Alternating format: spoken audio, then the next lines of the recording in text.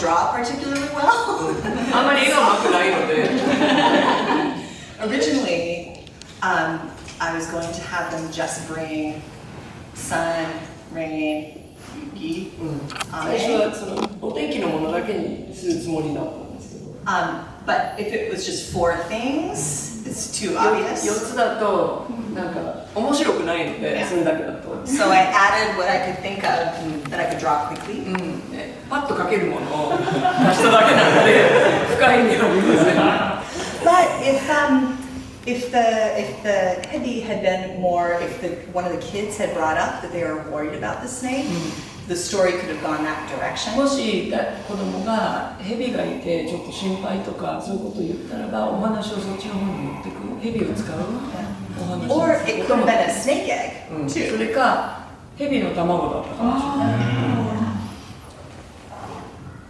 じゃあ実際に蛇のお母さんという広がり方と閉じ方が。So it's possible that it could have become like it could have become a snake. Yeah.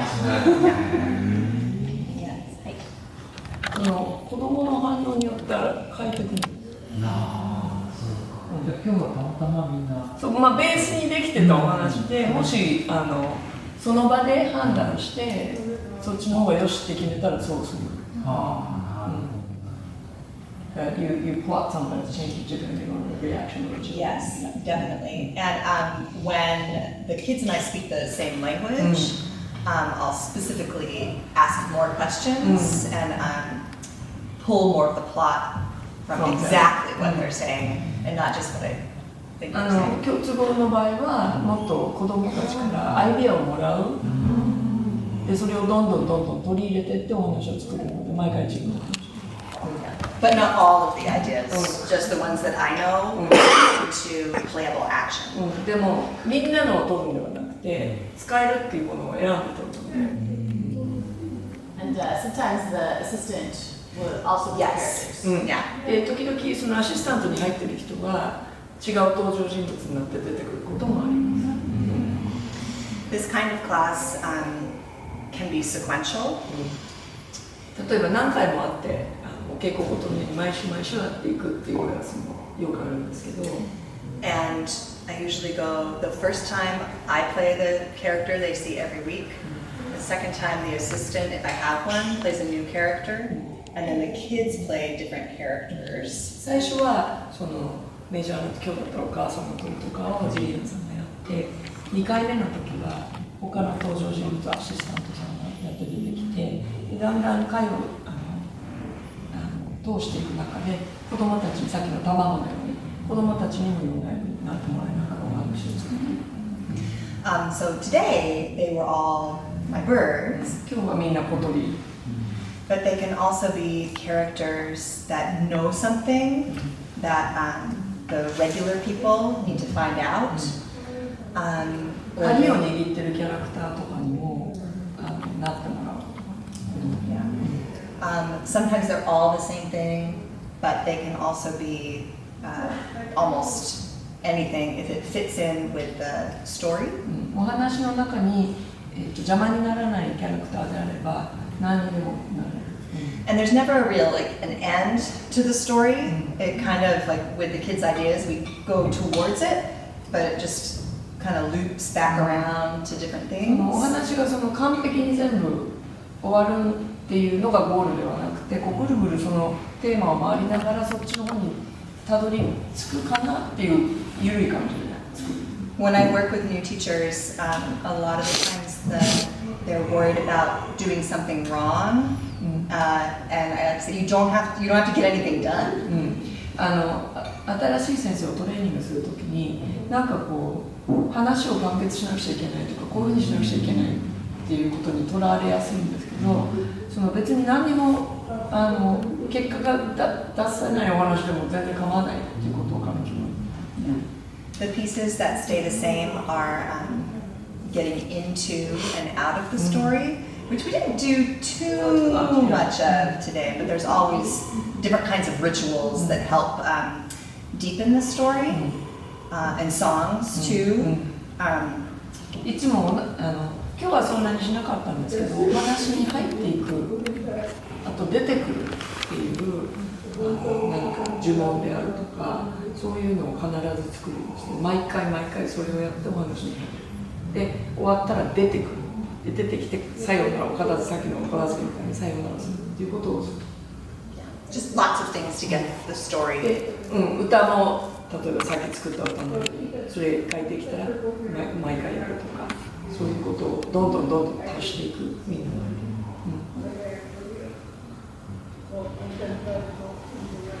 お話の入り口と出口っていうことがすごくはっきりされて、大切にされてるんだなっていうのが、そう思ったんですよね。それは最初の方、その年少さんの時からそれされてましたでしたっけ？Did we do the goodbye with the 3-year-old as well? We did, but it wasn't exactly the same. ちょっと違う意味がありました。We did say goodbye, but I don't know that I had them say goodbye to the egg. 一人一人はやらなかったかもしれないですね。I got better ideas as it kept going. やっぱりやっていくに今回の間だけでも1回目と3回目でもアイデアがどんどん増えてくるのでちょっと変わっていったんですけど、出口をすごく入り口と出口を大切にされていて、はっきりそのものをこう、畳むとか、ありがとうって言ったりするっていうことに何かその意味というか意味が。Why is it important to go in and come out that ritual? Why is that important? Because she could tell it was important. Yes. A piece that we did not do today, like it just kind of glimmered on the edge with the goodbye, is that there is a reflection with the students at the end. で今日ちょっと時間が足りなくてやらなかったんですけど、いつもは、お話が終わった後に必ずみんなで感想を話し合うっていうことをする。So I would ask them, after we put it away, I would ask them, what is something that you remember that happened in the story? で必ず子どもたちにおしまいしたなった後に今日やったお話の中で一番思い出になりそうなこと、覚えてることなんですか？ Or something they think might happen next. それか今日このお話続いて来週まで続いていくんだけど、来週はどんなことがあると思いますか？どっちでもいいから一人ずつ言ってみてください。This one I kind of set up as its own little treat. Yeah. 今日はこれ一つでお話になるようにしたので、こう続きっていう感じではないので、それは特にやらなかったんですけど。But I would leave more problems to solve or things to figure out if it were going to be sequential. 毎回毎回こう問題を作ってそれを解いていくっていう形でやるので、毎回毎回なんか新しいチャレンジを持ってくるっていう感じします。So if I've written down what they remember and what they think might happen next, I won't forget it. And で、その then 感想をやってもらった時に全部書いてで次の時に使うようにする。and then when we would come together next, I would ask them again, what is something that you remember that happened last week? What might 先週は happen? 何がありましたっけっていうのも最初に聞く。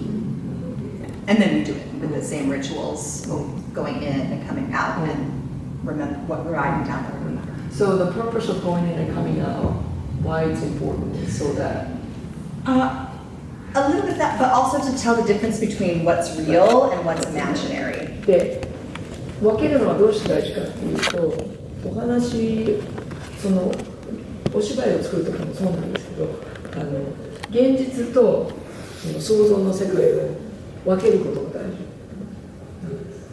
Especially if the story gets scary, which can happen a ちょ lot. っと例えば魔女が出てきたりとか枠が出てきた時に終わらないと怖くなっちゃう子がいたりするので、そのお話はその教室の中で大事にしてやってお話に会いに行くっていうでちゃんとけじめをつけて出るっていうのがそういう意味で大事。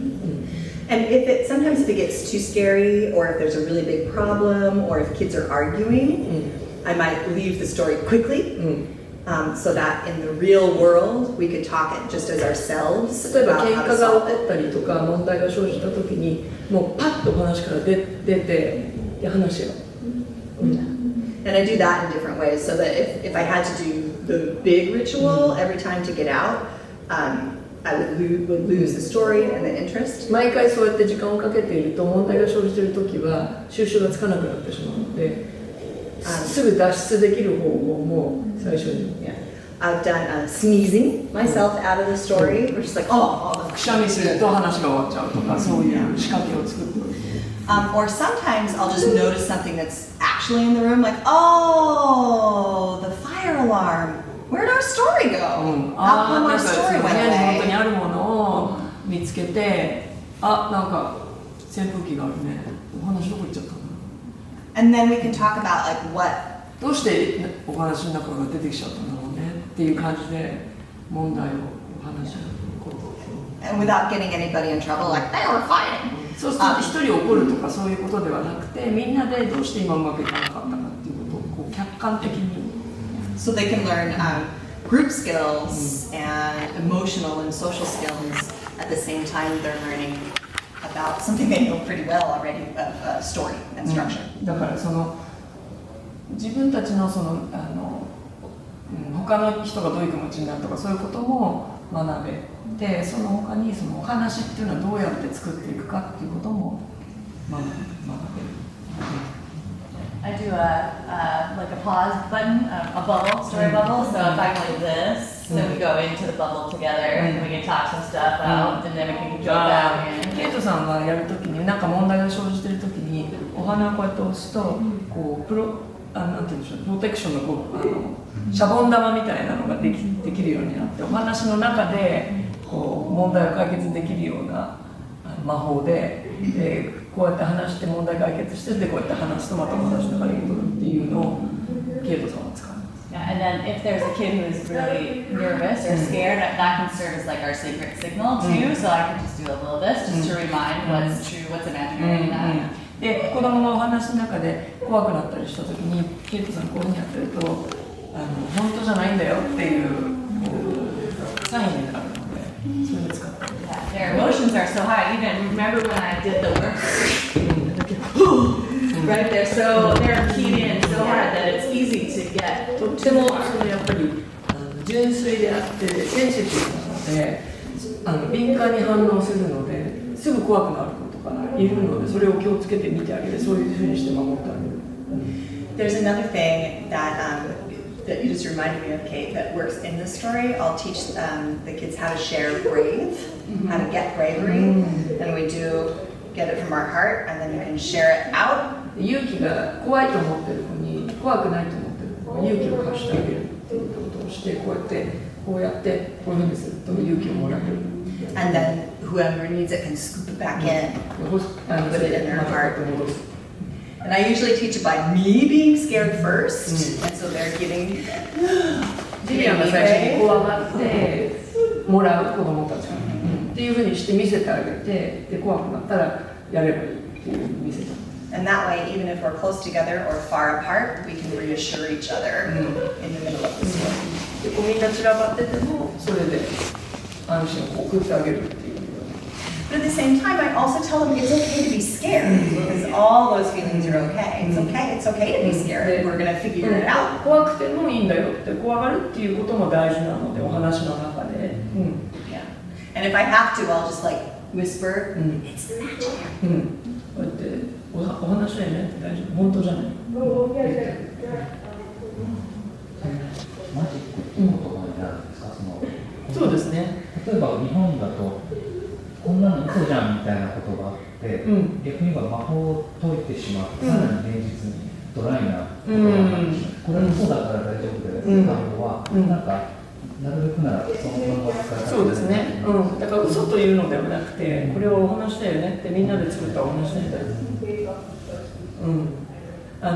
ジェリアンさんがよく言うのはドラマトゥーとリアルトゥー。ドラマトゥーっていうのはお話の中での本当にあることで、リアルトゥーっていうのはお話の外のでそれをその子供たちに聞くんですよ。Is this real true or drama true? どっちだと思うAnd that came from when I was teaching in the educational building at the zoo in Seattle, and it was really dark. There were no windows at all. フライヤーで教えてた時にそのフレーズを思いついた。Yeah, so it just like already made itself outside, so far outside the real world. And I went to an exit door and pushed it open so we could see the real world, and then we were able to talk about the real 暗い world. その洞窟のようなお部屋だったので、その入り込みやすくて、でそういう時に外につながってるとバンって開けて、あそこが本当の世界はあそこにすぐそこにあるっていうことを見せてあげて、でその時にそのフレーズを思いついて。There's always a way to solve it with the story, either inside of the story or going out and figuring it out together outside of the story. Because that's my favorite part. 問題を解決するのにそのお話を使うっていうことがすごく大事で、中でもできるし、外に出てそのお話のことを話しながら解決するっていうこともできるんですけど、そこが一番好きで、必ずそのお話の設定の中で問題解決できるっていうところがお話のすごさ。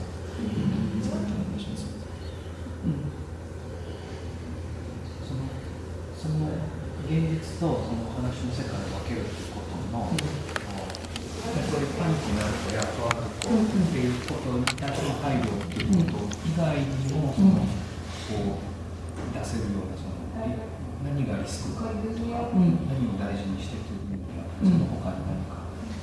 Aside from protecting sensitive kids when you get scared, what are other benefits of going in and out of the story?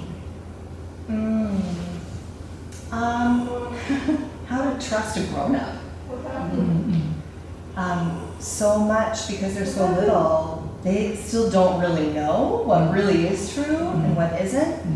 And you know, a lot of the way, at least in the United States for sure, that adults play with kids is like that trickery where it seems like it's fun. But them figuring out how to trust, if we come out of the story, then they're able to know that I had a character and the story was its own thing. And that means that we can do more complicated things together because they know that what we're doing isn't real. So And that you're in charge, yes, perhaps? yes, Okay. yeah. お話出たり入ったりすることで、その先生を、頼りにするっていうか、その先生を信じるっていう関係を作ることができる。で何か困ったことがあったら先生が助けてくれるとか、そういうことをこう植え付けるためにとてもいい。一緒になったらそうなんだけど、そのなんか問題が生じても、そのお友達とだけでごっこ遊びすると、その解決する人がいないじゃないですか。そういう人がいてくれるっていう、その信じてもらうため。大人も一緒に参加する。そうですね。絆も。そうです。And also that just like practically, the story is part usually of a larger class. You have other things to do, and just like at the end of the story when they didn't want it, they're like, I'm a bird, right? If you can't get other stuff done, if everyone's still a bird, right? You have to go back to regular people. でその例えば1時間っていう区切りが多いんですけど、お話の中に入っていく時間っていうのが多分年齢によっては、ものの15分とかの1時間で、それもみんなの態度によって変わって、今日はちょっとダメだっていう時はお話入んない日もある。今日はちょっとまとまってないから次にしましょうって言ってそういうこともできるし、でその15分しかお話の中に入らない場合、他にすることがあるので、ずっとお話のままにこう子供が残ってるとまとまらなくなってしまうので、そういう意味でもじゃあここで今日おしまいってやるのが大事。そうじゃないとずっと鳥になったままに収集がつかなくなってそういう意味でも大事。Dorothy Heskett, who does a different kind of drama, that she would talk about that you know your drama is successful if your students are obsessed and it becomes passion, and they constantly are thinking about and talking about the story. 先生としてやっぱりでもうまくいったっていうのが分かるのはさっきみたいにずっと鳥だったりとかそのお話のことを頭から抜けないでずっといつも考えてくれてたりするとうまくいってるんだなって分かる。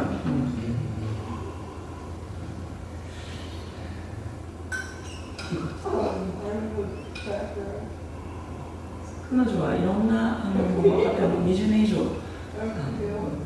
経験があると思うのでいろんなやっぱり若い人たちを育てる先生になれるように育てることもやる人です。なんか海さんとアメリカでお話聞いた時の質問ちょっと教えてほしいんですけど、例えばちょっとしつこいようですけどそう信じる信じないみたいな、そうやって分けてっていう話も言いながら、一方では日本では節分とかで鬼が閉じない伝承みたいなのがあり、でアメリカでもそういう閉じない伝承があるっていう話を聞いて、なんか例えば歯が抜けた時に妖精が来るとか、ああいうのとこういうものとのこう考え方の差というか、抑え方の違いみたいな。He's just very curious about the in and out story version. So something like this versus something like Tooth Fairy or Santa Claus. Things that you believe that doesn't have a, you don't come in and out. Yeah. I mean, they kind of do, because you have to lose a tooth to have a ritual. It's a holiday. I have 2 children. 2人娘がいるんですけど、When my oldest daughter was 6, 上の子が6歳だった時に when she lost her second tooth, 2本目の歯が抜けて、she was reading a note from the tooth fairy that I had written, and she said, "Mama,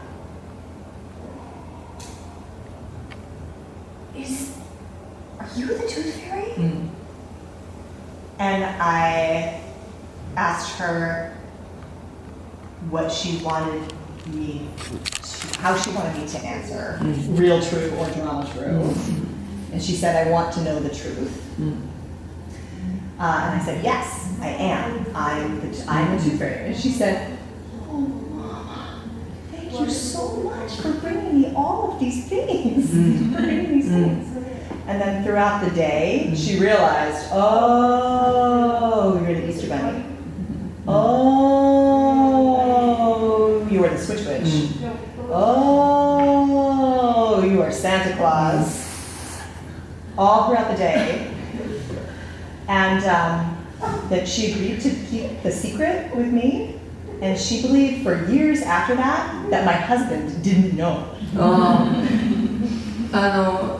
娘はそのアメリカってトゥースフェリーっていうのがあるんですけど、歯が抜けると枕の下にその抜けた歯を入れておくと朝に小銭に変わってるっていうのがあるんですよね。でもちろん親が寝てる間にこっそり歯を抜いてクォーターだったり$1のコインだったりとか入れて朝になるとあるっていうのがあって、で2本目の歯が抜けた時に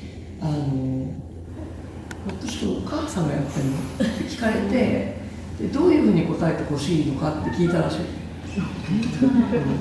そしたらでその娘もクリエイティブドラマずっとやってた子なのでどういうふうに答えてほしいんだって聞かれて本当のことを知りたいでそう言ったので、そうですお母さんです言ったらこんな素敵なものをくれてありがとうで、その一日の間にずっとなんか彼女が考えながら、ひょっとしたらお母さんのサンタクロースで他にもそういうのがあるんですけど全部お母さんなのかなって思って、でもお話っていうのは大事っていうのは彼女分かってるので秘密にしとこうって言ってくれて、でその間何年かはお父さんはそのことは知らないと思ってたらしいんですけどお父さんからそれを秘密を守ってあげよう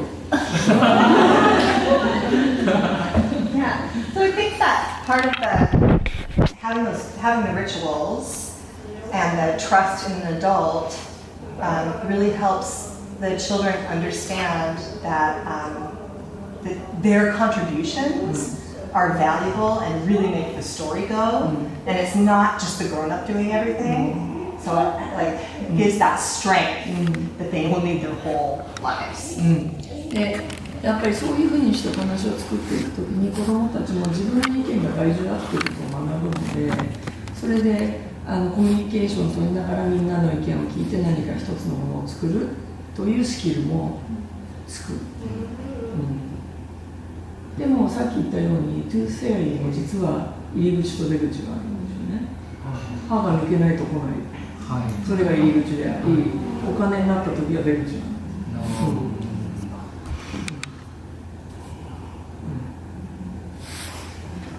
だから節分のその日にならないと鬼は来ないわけで、次の日になったら来ないわけで。なるほど。それで実は救われてる。そうなんだ。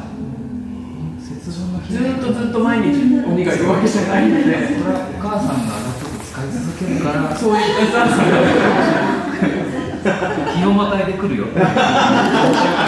There's a holiday in February where Oni will come and visit if you're not good. And you have to throw beans out of the house to say go away Oni. And in some places where actually people dressed as Oni would like knock on the door and come into the house. And kids cry, and that's like part of the ritual. And Ted was saying, like you said, Tooth Fairy does come in and out, like you have to lose your tooth, and then when you get the money, that's the end of the story kind of thing. And he said, oh, it's just a certain parents who will threaten the children, say Oni will come, then they're not ending it. Right. Yeah. Right. So it's the parents who are like Santa Claus, like if you're not good. Yeah, we don't do that. Right?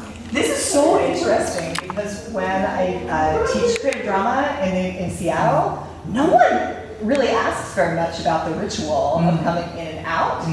And there also aren't a lot of rituals in American culture. They're always like, how do you do the middle parts? How do you get them to do what you want them to do? アメリカでこういうディスカッションをしたときに、その入る出るっていうことに関してここまで質問を受けたことないらしい。入ってからどうするんだってことしか聞かれないらしい。とても面白いと。で、多分彼女が思うにアメリカにそんなにそういうなんていうんでしょうね。そういう日本っていろいろ行事があるじゃないですか。アメリカってあんまりない国なので、そういう意識が低いっていうのもあるのかなって言ってました。意識が一定のいるいないっていうところでいくと、本当にその現実かファンタジーのものかっていう境目っていうか、そんなにないような感覚も強い。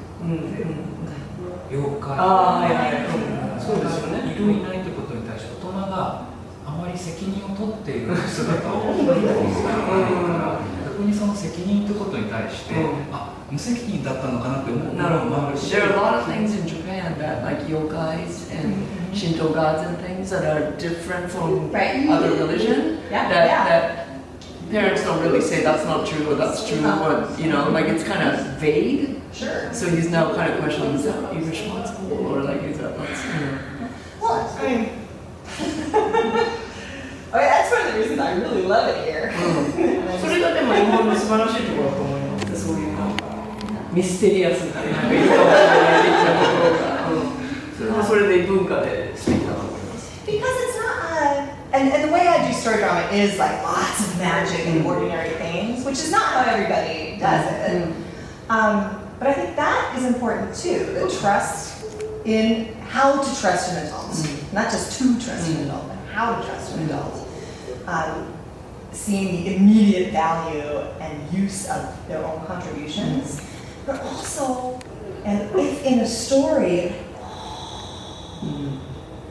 that can become magical, it means that there are little bits of magic and story everywhere. And that, I mean, for me, that feels safer because it's almost like I always have a good friend a little bit. 出たり入ってるっていうのは大事なんですけど、そうやって例えば妖怪がいるとか、どこの神社に行くとこの神様がいるっていう文化の中では、そういうものに守られてるとか、そういう概念があって、すごくそれは毎日生きてる中で家族がいっぱいある文化で素敵だと思います。 And not every child that we work with is going to make any kind of art their profession, but to be able to see the art in everything でその授業 around を受ける子どもたちが全員芸術家になるわけではないので、で、その大人になった時にこうマジックを見つける想像力があるとか、その見た芸術を楽しむ、力が、生まれるっていうのが大事。サポートするから、見るから、それはもう目が超えてる。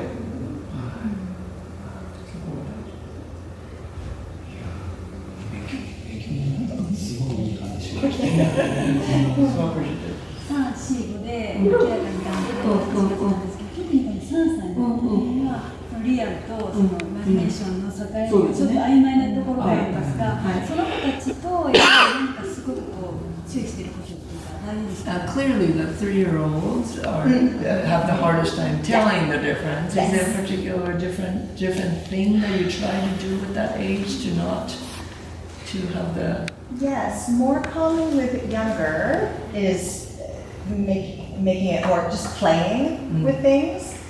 And story drama is more with that age where you read a book first and then you act it out. So they know it's not real because they're able to touch and see and read 本 the を book. 使って本の話から繰り出すっていうやり方をすることが多いです。3歳。そうすると本を閉じるとおしまいって分かりやすいので。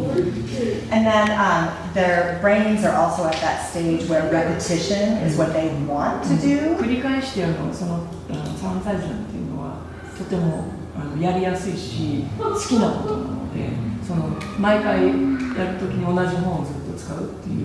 Yeah, so like sensory exploration, a book, 触るとか act it out, いろんな and セン then スのことを say や goodbye. って見て感じて読んで遊んでおしまい。それは例えば既成の絵本とかじゃなくても、こうなんか用意してきてそのそれでもいいと思いますけど、彼女がお話してるのは本当に、だと思いますね。みんなが大好きなお話とか。